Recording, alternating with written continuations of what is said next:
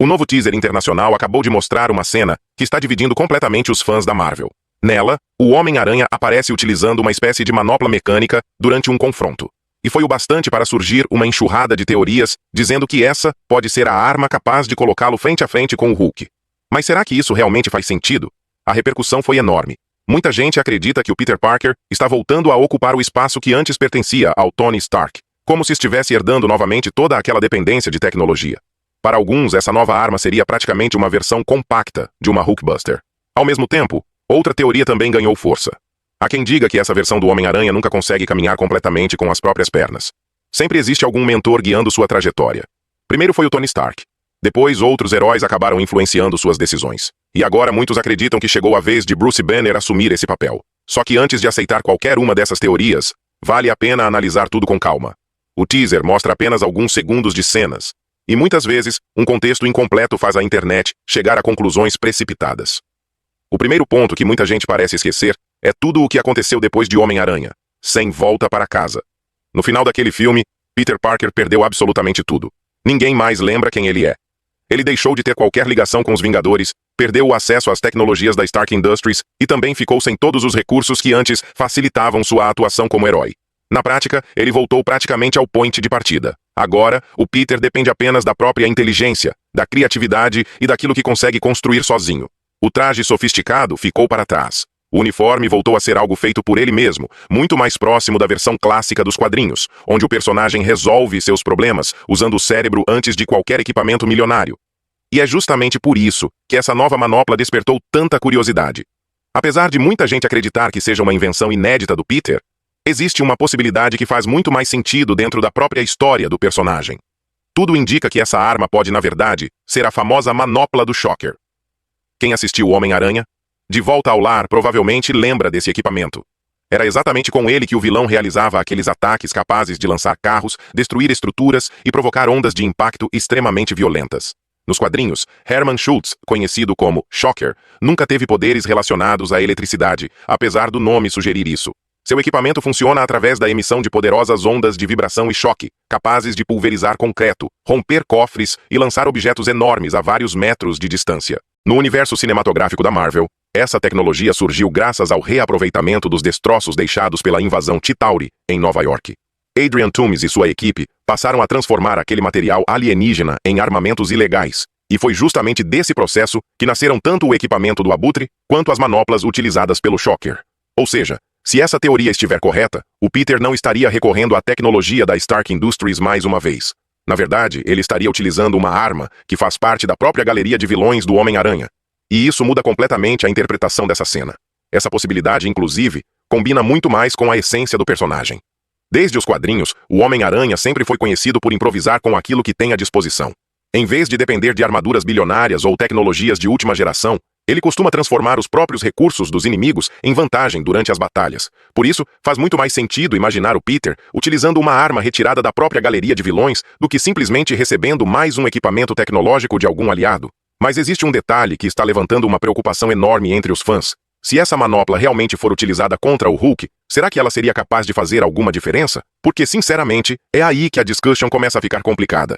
O próprio Homem-Aranha já enfrentou o Shocker anteriormente e suportou golpes disparados por essa tecnologia. É claro que sofreu bastante durante a luta, mas conseguiu continuar de pé. Agora pense por alguns segundos. Se o Peter conseguiu resistir aos ataques dessa arma, o que exatamente ela faria contra alguém como o Hulk?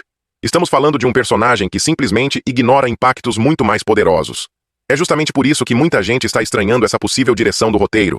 Existe uma parcela dos fãs que acredita que, se o Homem-Aranha lutar sem se conter, ele conseguiria enfrentar o Hulk em igualdade de condições. Só que essa ideia sempre gerou muita discussão. O Peter realmente possui uma força absurda quando comparado à maioria dos heróis urbanos da Marvel. Isso nunca foi segredo. Mas existe uma diferença gigantesca entre possuir uma força sobre-humana e conseguir enfrentar um dos seres mais poderosos do universo Marvel. São níveis completamente diferentes. Mesmo utilizando toda a força que possui, dificilmente o Homem-Aranha conseguiria causar qualquer dano significativo ao Hulk apenas na base da força física. Na verdade, quem provavelmente sairia machucado seria o próprio Peter. Basta lembrar de tudo aquilo que o Hulk já suportou ao longo do universo cinematográfico da Marvel. Durante a Batalha de Nova York, por exemplo, ele enfrentou toda a tecnologia dos Chitauri praticamente sem sofrer qualquer dano relevante. As armas alienígenas disparavam continuamente contra ele, mas nada parecia realmente afetivo. Em determinado momento, ele simplesmente derruba um Leviatã com um único golpe. E não estamos falando de uma criatura pequena. Era praticamente uma fortaleza voadora do tamanho de um prédio, atravessando a cidade em alta velocidade. Mesmo assim, bastou um soco para colocá-la no chão. Pouco depois, ele continua destruindo outras máquinas Chitauri como se fossem brinquedos, arrancando equipamentos gigantescos com as próprias mãos. Toda aquela tecnologia extremamente avançada simplesmente não representava ameaça alguma para ele. E é justamente aí que surge o problema. A manopla do Shocker também foi construída utilizando tecnologia Chitauri. Ou seja, se o Hulk já demonstrou que esse tipo de equipamento praticamente não é capaz de afetá-lo, por que justamente essa arma seria suficiente para colocá-lo em dificuldade agora? Essa é a pergunta que o roteiro inevitavelmente precisará responder. Porque, até este momento, tudo o que vimos dentro do próprio universo da Marvel aponta exatamente para a direção oposta. O Hulk sempre foi apresentado como um personagem capaz de suportar impactos absurdos sem demonstrar qualquer sinal de desgaste. E quanto mais ele luta, mais perigoso ele se torna. E esse é justamente o maior problema dessa estratégia. Quanto mais o Hulk apanha, mais perigoso ele fica. Ou seja, se a intenção realmente for enfrentá-lo usando apenas uma arma baseada em impacto, a tendência é que a situation fique ainda pior para quem estiver do outro lado. É praticamente alimentar aquilo que já torna o Hulk quase imparável. Por isso fica difícil acreditar que uma manopla, por mais poderosa que seja suficiente para mudar completamente o resultado de uma luta desse nível. Se o filme realmente seguir por esse caminho, vai precisar construir uma explicação muito sólida para convencer o público. Caso contrário, a sensação será de que as regras estabelecidas pelo próprio universo da Marvel simplesmente deixaram de existir. Mas eu já sei exatamente o argumento que muita gente vai usar para defender essa possibilidade. A comparação mais comum é com outras histórias em que personagens muito mais fracos conseguiram enfrentar versões do Hulk. E esse exemplo realmente existe. Muita gente lembra da luta entre Sam Wilson e o Hulk Vermelho, por exemplo. Outros também citam situações envolvendo o Justiceiro, enfrentando ameaças muito acima do próprio nível de poder. Só que existe uma diferença enorme entre conseguir sobreviver a um confronto e realmente derrotar alguém. São duas situações completamente diferentes. Você pode enfrentar um adversário muito mais forte, resistir durante algum tempo e até criar dificuldades para ele. Mas vencer é outra história. No caso do Sam Wilson, por exemplo, basta lembrar como aquela luta aconteceu. Durante boa parte do combate, quem estava levando vantagem era justamente o Hulk Vermelho. O Sam foi arremessado diversas vezes, sofreu vários impactos e passou praticamente toda a batalha tentando encontrar uma forma de equilibrar a situação. Em nenhum momento ele demonstrou possuir força suficiente para superar aquele nível de poder apenas com as próprias habilidades. Foi necessário algo muito mais importante. E é justamente esse detalhe que muita gente costuma ignorar. Tanto nas histórias do Sam, quanto em outras situações envolvendo personagens fisicamente inferiores ao Hulk, existe sempre um elemento específico que torna esse confronto possível. Não é apenas coragem, não é força de vontade, também não é experiência de combate. O verdadeiro diferencial normalmente está nos materiais utilizados. Metais extremamente raros como Vibranium ou Adamantium costumam ser o fator que realmente equilibra esse tipo de batalha. E isso faz toda a diferença. O Vibranium, por exemplo, não é apenas um metal resistente. Ele possui propriedades completamente fora do comum dentro do universo Marvel. Além de praticamente não poder ser destruído, ele consegue absorver enormes quantidades de energia cinética, impactos, explosões, golpes extremamente violentos. Tudo isso pode ser armazenado pelo metal. Depois, dependendo da tecnologia utilizada, essa energia ainda pode ser liberada novamente contra o adversário. Foi exatamente esse tipo de recurso que permitiu ao Sam criar oportunidades durante aquele confronto. Não era simplesmente uma questão de força física. Era o equipamento fazendo boa parte do trabalho pesado. Além disso, o Vibranium também apresenta outra característica extremamente importante. Em diversas histórias dos quadrinhos, armas produzidas com esse material conseguem perfurar ou cortar seres cuja resistência normalmente seria praticamente impossível de superar. Ou seja, quando personagens muito menos poderosos conseguem enfrentar alguém como o Hulk, normalmente existe uma justificativa muito bem estabelecida por trás disso. Não acontece apenas porque eles decidiram lutar. Existe sempre um recurso extraordinário envolvido. E é justamente aí que essa nova teoria do Homem-Aranha começa a levantar dúvidas. Because, até onde o teaser mostrou, aquela manopla não parece possuir nenhuma dessas propriedades especiais. Pelo menos não por enquanto. Se aquela realmente for apenas a manopla do Shocker, fica difícil imaginar como ela seria suficiente para alterar completamente o rumo de uma batalha contra o Hulk. Afinal, estamos falando de uma arma construída a partir de uma tecnologia que o próprio Hulk já enfrentou inúmeras vezes sem demonstrar qualquer dificuldade. É justamente por isso que tanta gente está desconfiada dessa teoria. Agora, existe uma possibilidade que faria muito mais sentido.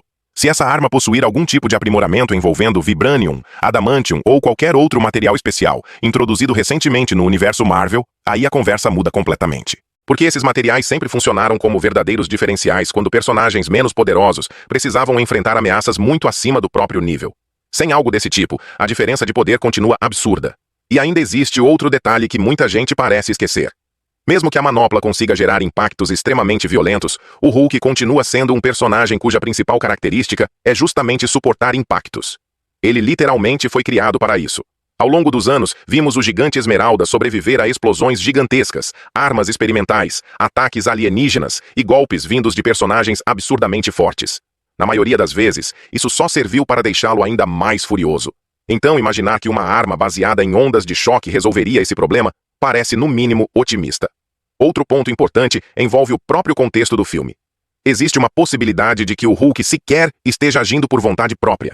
Diversas teorias apontam que ele pode estar sendo manipulado mentalmente durante boa parte da história. Se isso realmente acontecer, derrotar o Hulk talvez nunca tenha sido o verdadeiro objetivo. Talvez a missão seja libertá-lo desse controle. E essas são duas situações completamente diferentes. Se o foco for interromper a influência de quem está controlando Bruce Banner, faz muito mais sentido pensar em estratégias que não dependam exclusivamente de força bruta. Nesse cenário, o Homem-Aranha poderia estar apenas tentando ganhar tempo, criar distrações ou abrir espaço para que outro personagem resolva o verdadeiro problema. Isso seria muito mais coerente com a inteligência do Peter Parker, porque uma das maiores características do Homem-Aranha nunca foi vencer os inimigos na força. Sempre foi encontrar soluções criativas quando estava completamente em desvantagem. É justamente isso que faz dele um personagem tão interessante. Ele analisa a situação, identifica pontos fracos, improvisa e transforma cenários impossíveis em oportunidades. Mas existe um limite para essa criatividade. Quando a diferença de poder é gigantesca, apenas inteligência dificilmente resolve tudo sozinha. Principalmente quando estamos falando do Hulk. Por isso, tudo vai depender da forma como o roteiro decidir justificar esse confronto. Se existir uma boa construção, uma explanation consistente e regras claras para aquilo que estamos vendo, existe espaço para convencer o público. Agora, se simplesmente acontecer porque o roteiro precisava que acontecesse, muita gente vai sair do cinema com a sensação de que os acontecimentos ignoraram tudo o que a própria Marvel construiu ao longo dos últimos anos. No fim das contas, essa é a grande preocupação. Não é ver o Homem-Aranha enfrentando o Hulk. Isso, por si só, pode render cenas incríveis. O problema seria fazer esse confronto acontecer sem respeitar os limites estabelecidos para cada personagem. Quando um universo cria regras para seus heróis e vilões, essas regras precisam continuar fazendo sentido. Caso contrário, qualquer batalha perde peso, porque deixa de existir consequência. E é exatamente por isso que esse teaser levantou tantas discussões. Agora só resta esperar pelos próximos trailers e, principalmente, pelo filme completo para descobrir qual será a explicação escolhida pelo roteiro. Porque, se ela for realmente convincente, essa pode ser uma das batalhas mais interessantes que o universo Marvel apresentou nos últimos anos. Se você curtiu o vídeo, deixa o like, se inscreve no canal e ativa o sininho para não perder os próximos conteúdos. Até a próxima!